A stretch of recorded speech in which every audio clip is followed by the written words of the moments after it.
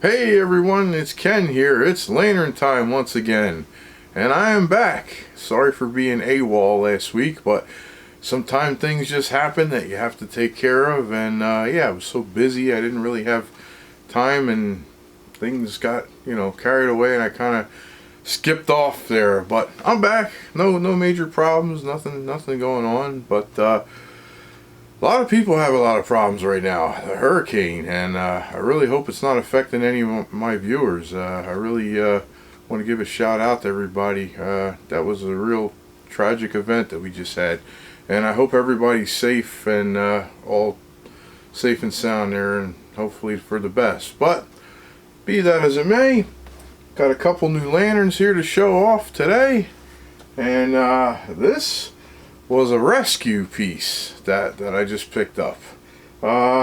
This is my $8 Victor. Yes, I picked this thing up for $8 at a local flea market.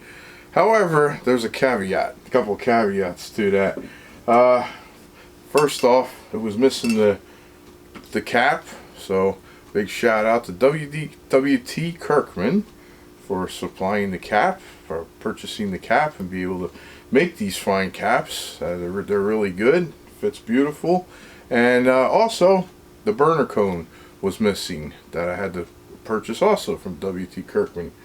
And not only that, but it had a stuck burner, the worst stuck burner that I've ever had in my life. Being that I had two other lanterns that had really stuck burners. And what I usually do is I usually give them a good soak with my 50-50, which is automatic transmission fluid and acetone mixed up 50-50. And I pour a good amount in the fount, and then I turn the lantern upside down and leave it for 24 to 48 hours. And it does act like a really good penetrating oil. Usually goes in there. The other two lanterns I had that were stuck, I was able to remove pretty easily with a little tap with the hammer and maybe a screwdriver, very minor, but they popped right out. So I tried this, did the 24-hour thing, wouldn't budge. I even took a torch to it, tried heating it up. This torch, as a matter of fact, yeah, it's handy dandy little torch, to no avail.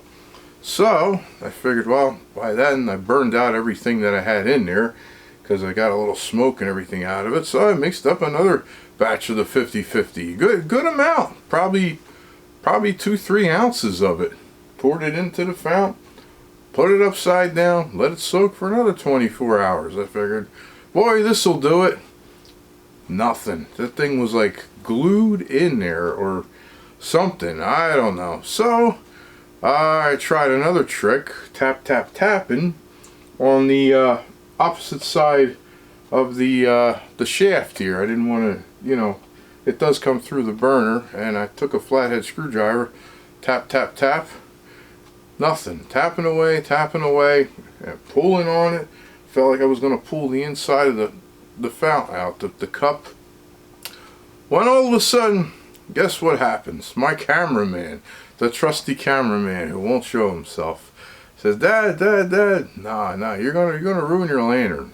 So he comes over. He has a just had it on the workbench too, a little screwdriver set. Let me show this off. Here we go. Fantastic little screwdriver set that has all kind of bits in there, and it has these fine flathead bits. And this is just a cheap screwdriver set. And he says, we should be able to pry it out with the screwdriver set. So I'm like, I don't know, good luck. So he starts going at it, going around and around and around. Did a little damage to the burner cup, but all of a sudden, what do you know? The thing starts moving, goes around to the other side, comes right out. I couldn't believe it.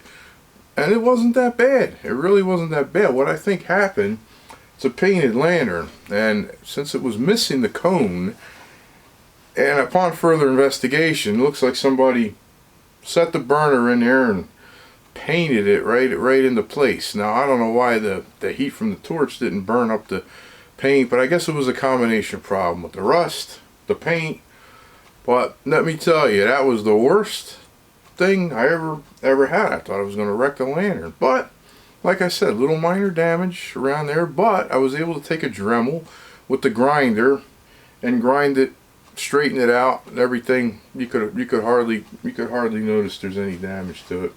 And yeah, you know, it's painted.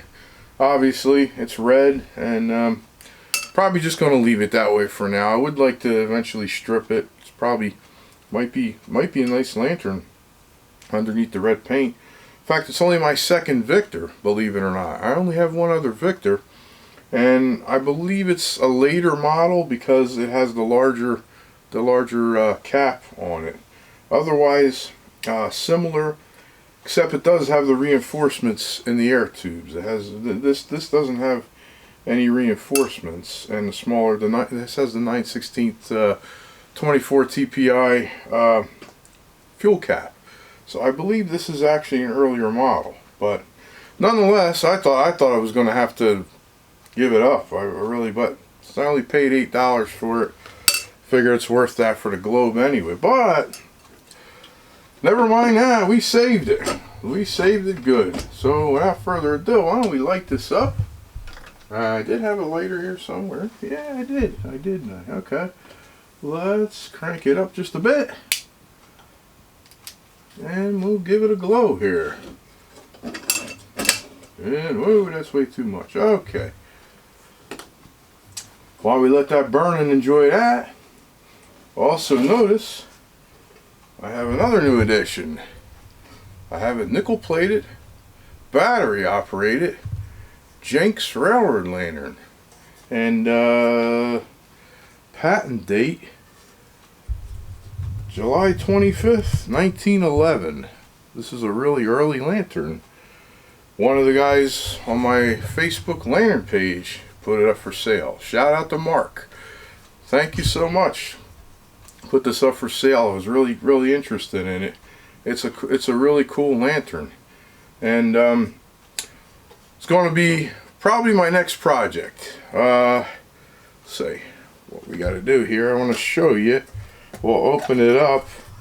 It probably took some sort of special battery, because the only thing inside of it is like these two leads, and don't know what kind of battery it took. But I'm going to convert it over to AA. I ordered a AA battery holder, and I ordered some 3-volt LED bulbs, actually. So I'm going to rework this to be able to insert just a 2 AA, battery in series, which will give me 3 volts for the LED bulb. And interestingly enough, the switch is actually in the handle. I did actually ohm this out with an ohm meter, and it appears to be that's going to work. There's a blank spot when you go. It's a little. I'm going to have to get a little contact cleaner too, but I believe that's the open position. So the lantern is off, and then when you raise the handle, it looks like it turns on. So yeah, it's really cool. Because when I first got it, I was like, "There's no switch. But then I opened the cap, and you can clearly see there's a thin wire that runs up, actually on the inside of one of these tubes, and there's a switch. Let me open it up. Let me see if it's a little tricky to open up. It's really, it wasn't too bad, but it's going to need all cleaning. And if you can get a shot of that, here's what there's like a wheel on here, and then there's just there's like an open, you can see there, I don't know if you can get it on camera, but there's an open position on the wheel and then a closed position. Like I said, I ohmed it out through the bulb and through the contacts below. So I think if I get this all cleaned up, when I get my parts that are on order, hopefully maybe for the next episode, I'll get this cleaned up and we'll have this working too. But yeah, so that's what we got going for now. And quick update. Hope everybody's safe. Everybody take care, and we'll see you real soon in another episode. Bye bye.